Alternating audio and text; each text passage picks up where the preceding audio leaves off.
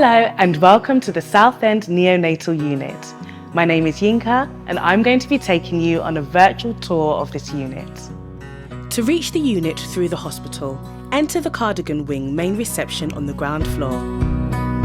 And after using the hand gel, follow the neonatal unit signs in the orange zone. This will take you to 2 lifts.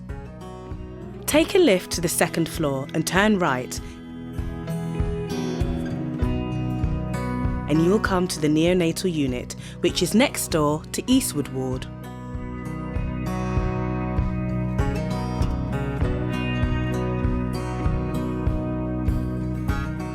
Once at the main door, you will come to a buzzer entry. Once you have pressed the buzzer, you will need to tell them who you are and who you are there to see. Once in the main doors, to the right, you'll find the parents' kitchen, where there is a fridge, microwave, kettle and toaster should you wish to use it. There are also toys and books available for siblings.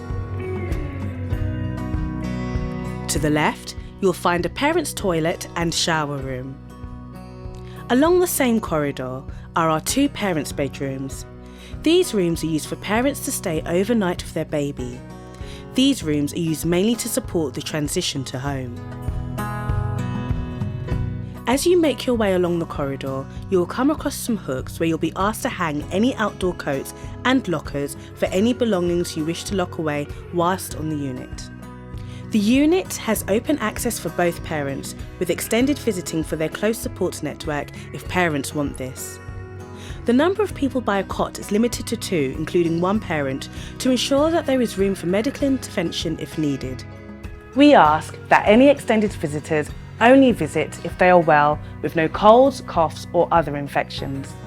Visiting has been subject to change, so it's always worth asking the nursing team or the ward clerk on your arrival to the unit. The first time you come to the unit, you'll be greeted at the nurse's desk by the ward clerk, or by a nurse who can guide you to what room your baby is being cared for. As you walk into the unit, you'll see 4 side rooms to your right. Side room 1 is our procedure room, where procedures are carried out such as cannulation. This room houses a resuscitaire. This can be warmed and allows easy access for any procedures or examinations your baby may require. There is also a monitoring machine and pumps that we use to give fluids or medication as required. Side room 2 is a side room with an incubator and is used as an admission space for babies that require isolation, or we often use it to care for twins or more in the same room, which gives the family space to care for all their babies together.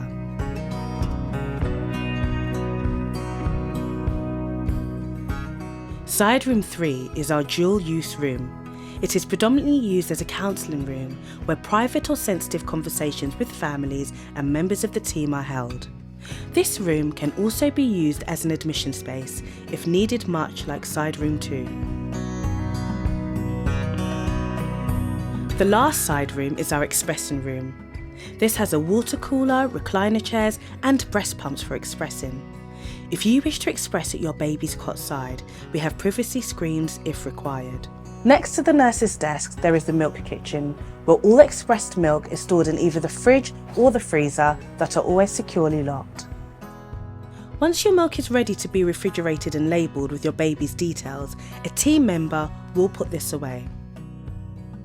Within the milk kitchen, you'll find a designated named cold water steriliser for any expressing equipment or bottles you use.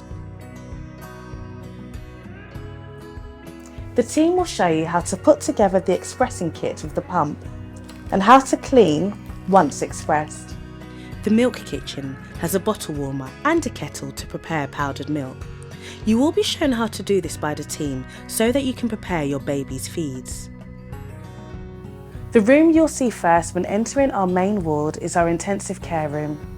This means your baby will require enhanced observations.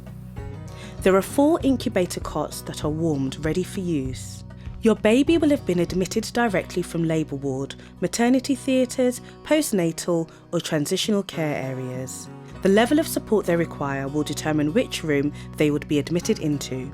You will be given an admission pack, which includes bonding squares and parent support information and a unit guide, giving you information about the trust and the unit. This will be explained to you by the nurse caring for your baby. Your baby will be wearing just a nappy initially. This allows for monitoring, observations and procedures to be taken with minimal disturbance to them. Your baby may have monitoring leads on and around them, which gives the neonatal team continuous readings of their vital signs. The room has lots of equipment around, but not all of it will be used or needed for your baby. All monitoring and equipment will be explained to you by the nurse caring for your baby. If your baby is in the intensive care room, they may have some lines attached that provide fluids and/or medication, and some tubes providing respiratory support. All these will be attached to the machines and monitors that beep and buzz, but we will explain everything to you as you go along. The next room is the high dependency room, which has 4 to 5 incubator cots. Much like the intensive care room, your baby will have monitoring, lines and tubes on and around them to give them the support they need. The next area and our largest room is the special care room.